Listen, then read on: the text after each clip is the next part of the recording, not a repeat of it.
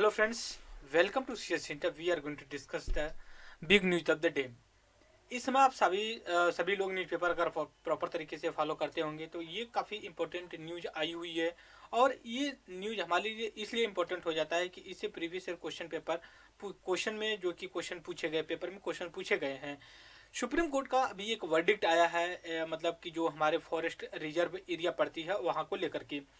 तो स्पेशली जो केरला हमारा पड़ता है, अब साउथ इंडिया का सबसे कोस्टल एरिया जो मालाबार के एरिया में, वहाँ पे जो वर्डिक्ट का काफ़ी जो कॉन्सिक्वेंसेस देखने को मिलता है।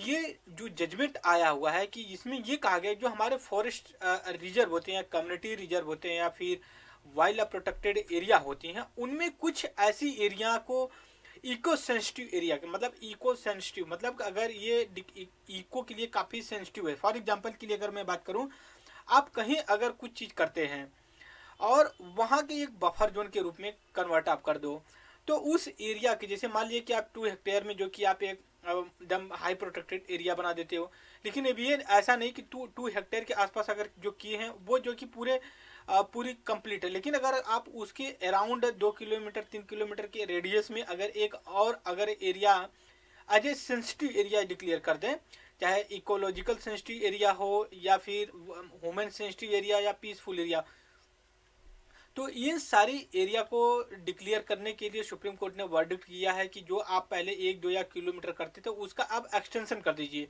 हो सकता है कि उसको 2 किलोमीटर 4 किलोमीटर 5 किलोमीटर की जगह रेडियस की बजाय जो कि 10 किलोमीटर कर दे। उसको लेकर के जो कि काफ़ी प्रोटेस्ट चल रहा है। इस कॉन्टेक्स्ट में काफ़ी आर्टिकल्स आए हुए हैं। तो हमारे लिए जो इम्पोर्टेंट है, अभी जो मैं वीडियो का डिस्कस कर रहा हूँ, अभी तो ये ओरली होगा, उसके बाद मैं मतलब पीडीएफ के थ्रू जो कंटेंट होंगे उसको जो कि हम डिस्कस करेंगे।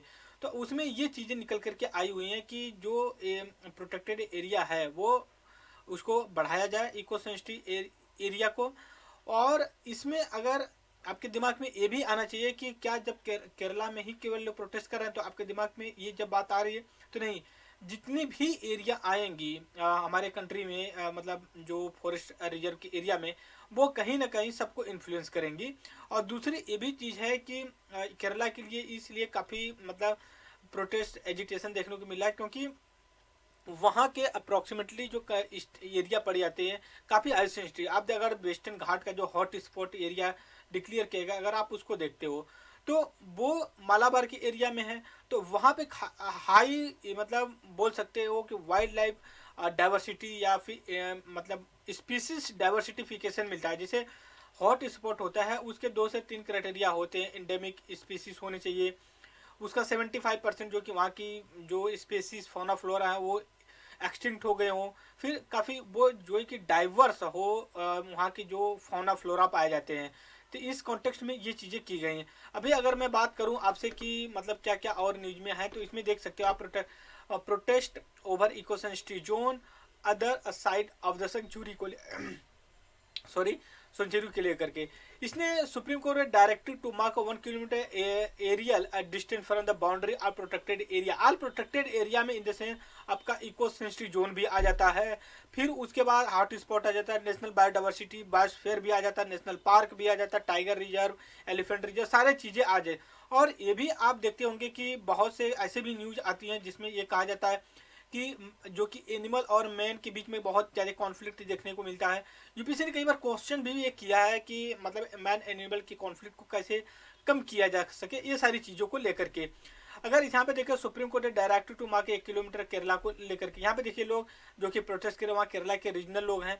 इसके बाद और भी चीज़ें बताई गई हैं इसमें लेकर के, जैसे अगर मैं बात करूँ कि जो वाइल्ड लाइफ प्रोटेक्टेड एरिया है, wild life protected act 1972, environment protection act 1986 है।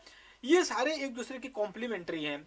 अगर आप इन्वायरमेंट को प्रोटेक्ट करते हो तो ऑफकोर्स जो है कि इनडायरेक्टली डायरेक्टली जो है कि आप wild life protection, wild life animal जो है उनको भी प्रोटेक्ट कर रहे हो। अगर वाइल्ड लाइफ प्रोटेक्शन कर रहे हो तो इन्वायरमेंट को भी प्रोटेक्ट कर रहे हो, जैसे फॉरेस्ट एरिया को बढ़ाना या घटाना है, वो सारी चीज़ों को लेकर के। इसके बाद ये भी चीज़ें आती हैं कि हम इसको किस तरह से जो कि आगे बढ़ा सकते हैं। और उस वेस्टर्न घाट या फिर ये बोल सकते हो कि जो केरला के एरिया पड़ता है उसके लिए जो कि कस्तूरी रंगा एक कमेटी इस्टेब्लिशमेंट की गई थी। इसके लिए एक आप माधव गाडगिल कमेटी भी इस्टेब्लिशमेंट की गई थी। तो ये आप बता सकते हो वेस्टर्न घाट के जो हॉट स्पॉट को प्रोटेक्शन के लिए है, ये जो कमेटी इस्टेब्लिशमेंट की गई थी, और इन्होंने बहुत अच्छा कंस्ट्रक्टिव जो कि तरीके से अपने ओपिनियन दिए, और उसको हालांकि कुछ लोग इसका सपोर्ट किए, कुछ लोग नहीं भी किए, लेकिन पूरी तरह से इसका इम्प्लीमेंटेशन दोनों कमेटियों का नहीं हो पाया है। यूपीएससी ने प्रीलियम्स में एक बार क्वेश्चन भी पूछा हुआ है कि मतलब गार्डिकल कमेटी और कस्तूरी रंगन कमेटी किससे रिलेटेड है वेस्टर्न घाट प्रोटेक्शन। देखिए, और एक चीज़ और बता दें, जो कस्तूरी रंगन कमेटी है ना, ये एडुकेशन से भी रिलेटेड है। इधर क्लियर, तो डोंट बी कंफ्यूज, जो ऑप्शन देगा उस हिसाब से ऑप्शन के हिसाब से करना चाहिए। ये सारी चीज़ें हमने डिस्कस किया ओरली, और आगे ऐसे ही डिस्कस करेंगे। और इस वीडियो में इतना ही, और thank you very much discussion.